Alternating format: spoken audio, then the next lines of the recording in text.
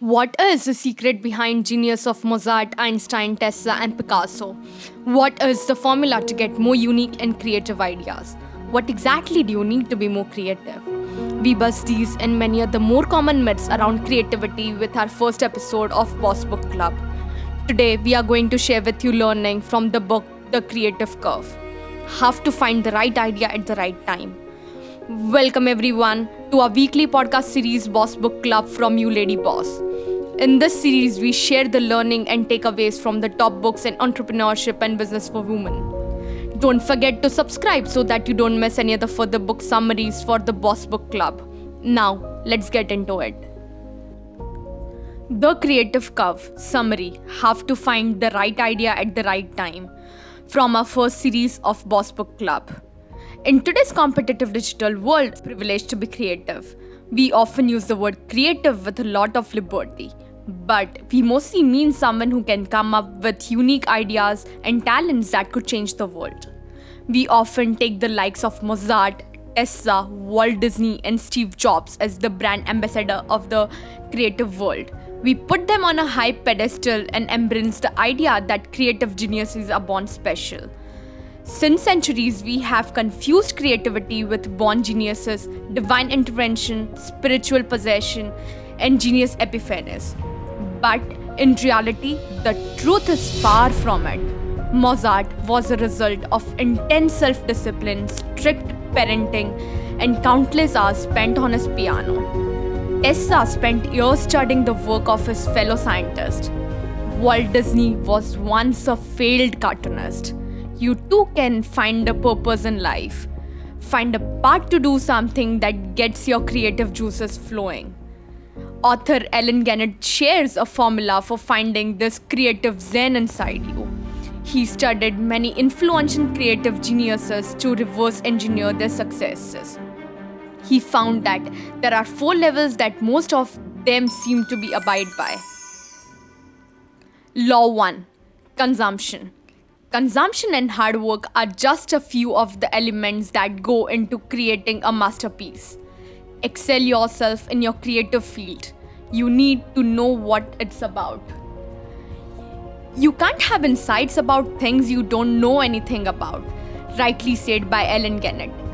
According to Allen's 20% principle, 20% of your time, roughly 3 hours per day, should be devoted to consuming content from fellow creative peeps. And while you are at it, try to consume from the most creative, acclaimed ones. If you are a blogger, read. If you are a singer, listen to the music. Hard work is the only key to success. Deliberate practice is what's required. The 1,000-hour principle says to become an expert, you have to practice, and just practice. However, researcher K. Andres Erickson says all this practice is useless unless it's a deliberate practice. Taking down to micro skills, break down a skill into a very, very small increments and practicing that small piece of skill over and over again. Just because you have done something for 10,000 hours does not make you an expert. If you drive for 10,000 hours, you don't even become a NASCAR driver. For example, in 1982, a small video rental store in Arizona became very popular. The store was so popular because people wanted movie recommendations from 18 years old clerk, Ted Sarandos. As the college student working part-time at the video store, Ted decided to watch all the movies to pass the time. After watching it for several months, Ted became walking recommendation machine. 30 years later, Ted is now the chief content officer at Netflix. Ted's success is all thanks to his in-depth knowledge. In order to reach at the top of your creative curve, make sure to spend 20% of your time consuming the output of your chosen industry. Law 2. Imitation. Analyze what others are doing in your field and think what's missing. How can you create something new that is familiar but has a touch of novelty? Divergent thinking is strongly associated with creativity. Divergent thinking measures creativity, which involves coming up with the numerous solutions to a problem. The more divergent you think, the more creative you become. Proving creativity is not linked to intelligence. Dig deep into your past, try to remember those forgotten passions and interests. Look for the past memories when someone applauded you for something, or memories where you find yourself genuinely happy. There will be one sweet spot in you and you will be familiar with it. And blend that one sweet spot you are familiar with a touch of novelty. For example, as a young girl, Jenkins loved to read just about anything she could get her hands on in the library. But as an adult, when she got home from her administrative job, she loved nothing more than a historical romance novel. Jenkins soon spotted with her favorite genre that was historical romance.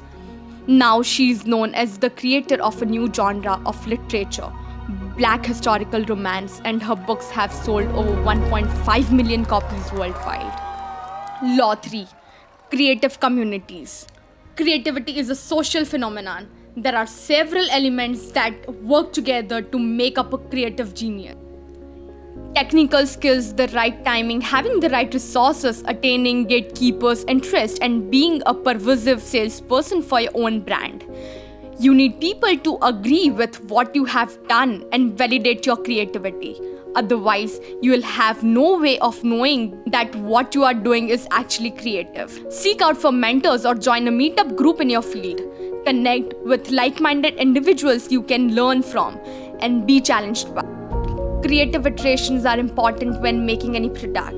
An idea should go through a funnel: conceptualization, reduction, curation, and feedback. No one's waiting for you, and if you want your creation to ever become public, you have to build your creative community. For example, if one were to visit the office of the man who is often poised as a real-life Tony Stark, Elon Musk, you would realize the reality. Musk is the founder of technology companies Tesla and SpaceX. Far from being the owner creative genius, Musk has thousands of employees who enables his creation of futuristic cars, spaceships, and rockets. So, if you're looking to be a world-class inventor, it pays to take a few talented friends, mentor, and employees to take you to a long way. Law 4. Iterations. There's a massive discrepancy between what you think your audience wants and what it actually wants. And even the audience itself can't tell you what it wants until you show them the final product. Go back to the drawing board often. That means you're going to fail a lot to succeed. No emotional attachment to your art is key to sustainable and fulfilling life of creative endeavors. You need to change your mindset with the need of the target audience. Example, in 2009, popular tattoo artist Don Ed Hardy sold the rights to a design fashion company, and soon Ed Hardy became most clothing celebrity item. Till the year 2009, the company had sold over $700 million in clothes and accessories. But something strange happened by end of 2009. Sales was suddenly tanked down. The explosion in popularity of Hardy's clothing brand, as people saw it more and more often, they developed a positive association with it. The explosion in popularity of Hardy's clothing brand. As people saw it more and more often, they developed a positive association with it, in turn driving up the sales. But why did people stop buying Ed Hardy's clothing? It's all about balance. Find that sweet spot where you will do what you love and people will love what you do. Discard what doesn't work and keep what does. Probably throw 90% ideas, recycle it and keep those 10% ideas which target audience will love to have. So, what is the creative curve? It's a bell-shaped curve that examines the relationship between preference and familiarity.